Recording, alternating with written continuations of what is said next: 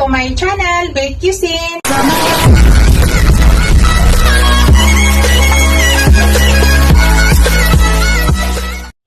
Hello guys, today's video guys, magluto tayo ng crispy fried pork chop. Ito po yung ating pork.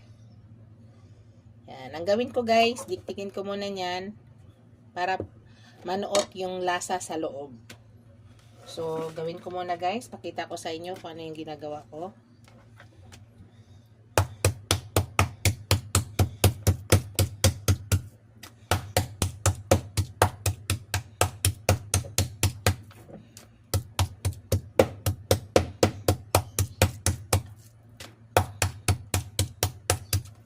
Yan. Tama na siya guys. Ginaganyan ko lang. Yan. Umpisa na natin guys. Imamarinate ko na siya. Dito ko na lang din siya imamarinate. Marinate natin sa asin. Tsaka ground black pepper.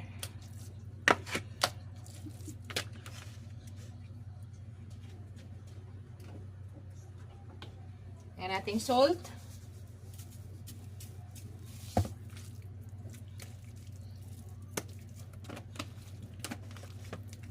Malinis pa yung kamay ko guys ha.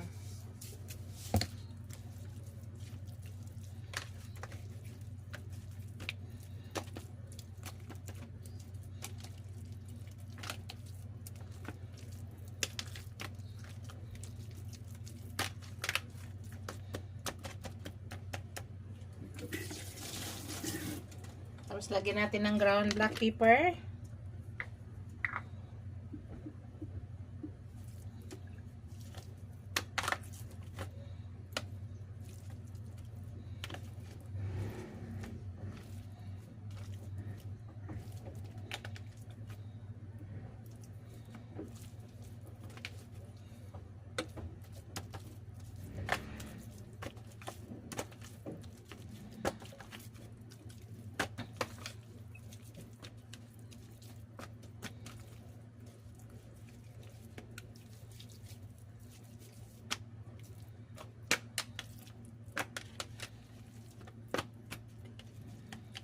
So, hayaan lang muna natin guys. I-marinate lang muna natin.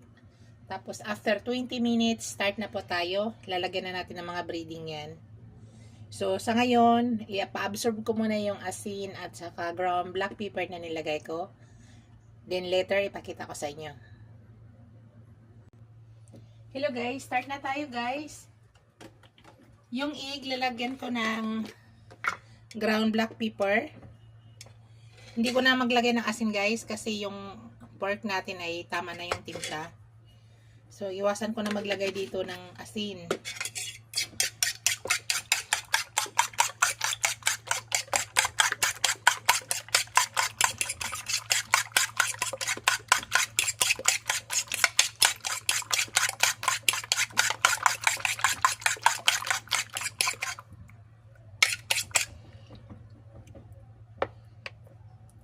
So, una, gagawa muna tayo ng ano.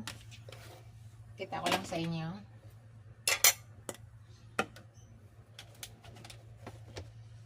Lagay natin dito.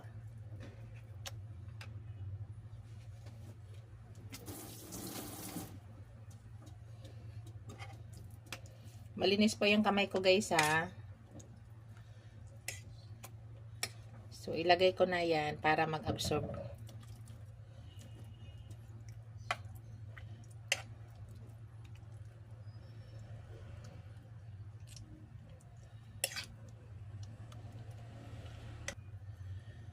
Tapos dito ilalagay ko natin sa harina. Malinis po yung kamay ko.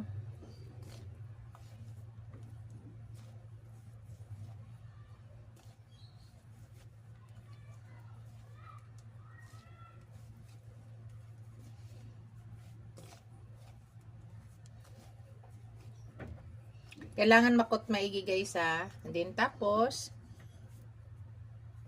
dito ng pinakalas.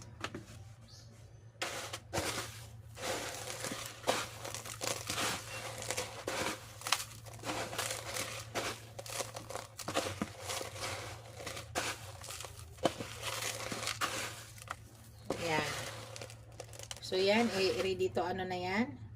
Fried na siya. So dito lang muna natin ilagay.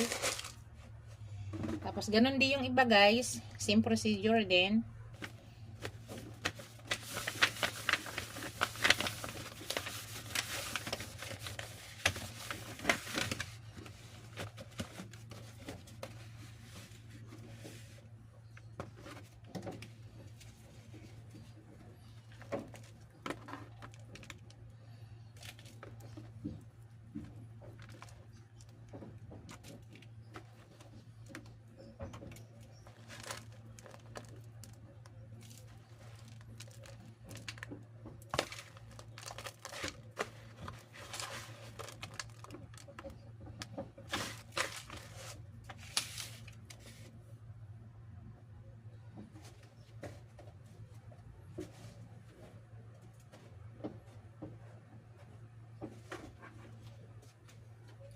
Yan na guys, start na tayo pagluto guys.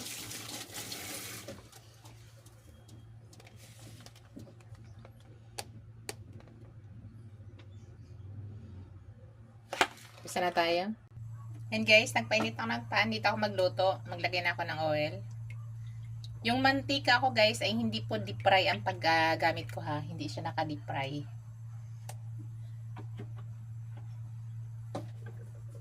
Pero kaya natin siya ipa-crispy kahit hindi deep fry.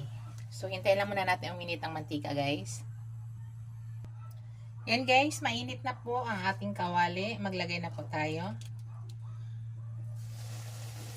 Siguraduhin lang talaga, guys, nga mainit na po yung ating mantika. Hindi pala mainit ang kawali. Mainit na yung mantika. Siguraduhin lang po natin na mainit pa talaga yung mantika natin para makuha natin yung crispy na gusto natin sa ating pork chop. Kahit hindi po siya naka-deep fry.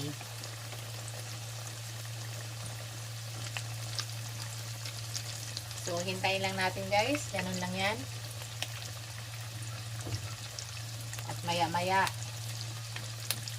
baliktarin na po natin yan.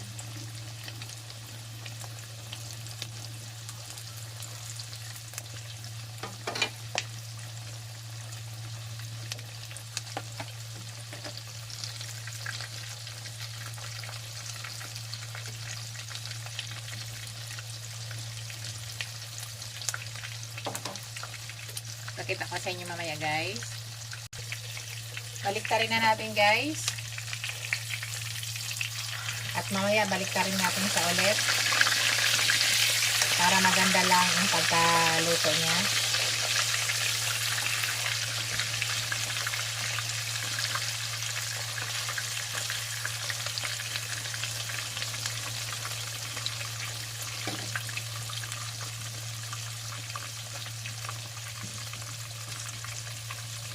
Hintayin lang natin ulit yan.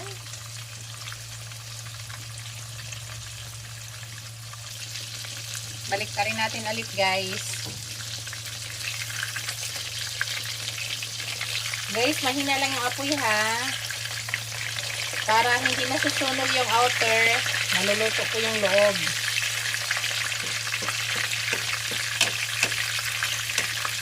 Baka mamaya sunog na yung outer niya, yung loob hilaw pa. Kasi iwasan nyo malakas ang apoy. Yung malakas yung apoy, yung start lang pala tayo. Para maganda yung pagpasok natin. Paglagay natin ng pork chop ay hindi siya magsisip-sip ng mantika. Yung pork chop. Kaya kailangan paglagay natin mainit na mainit yung mantika. So, hayaan lang natin yan.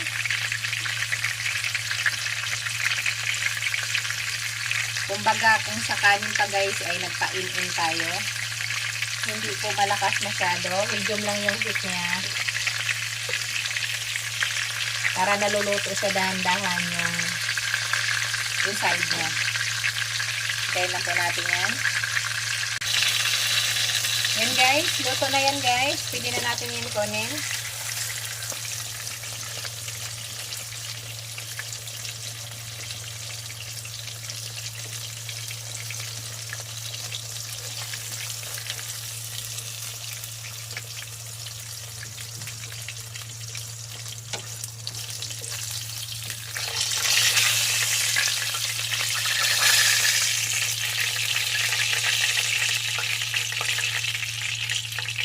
ilagay na natin yung naiwan, guys.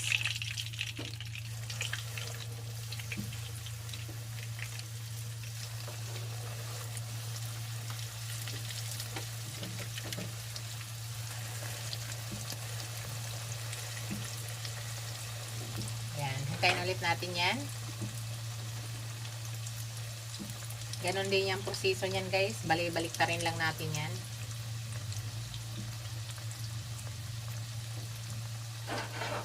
So, ito na yung luto natin.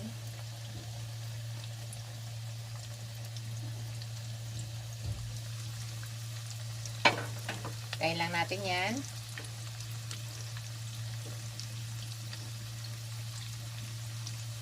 Shoutout pala sa aking mga channel members, sa aking mga subscribers, viewers, silent viewers. Maraming salamat guys sa walang sawang suporta sa aking channel.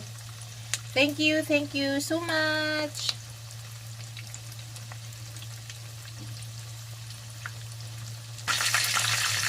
Hello guys, balik ta rin na po natin.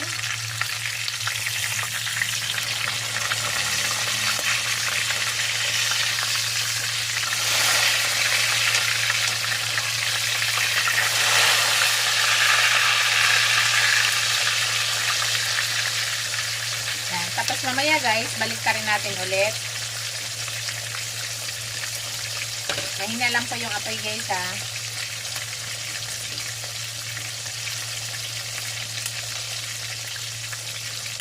So pakita ko sa inyo mamaya para hindi masyadong maba yung ating video. Hello guys, balik ka rin natin ulit guys.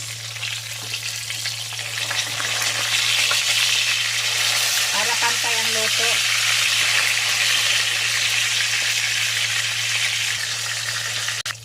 Yan guys, luto na yan. Tanggalin na natin.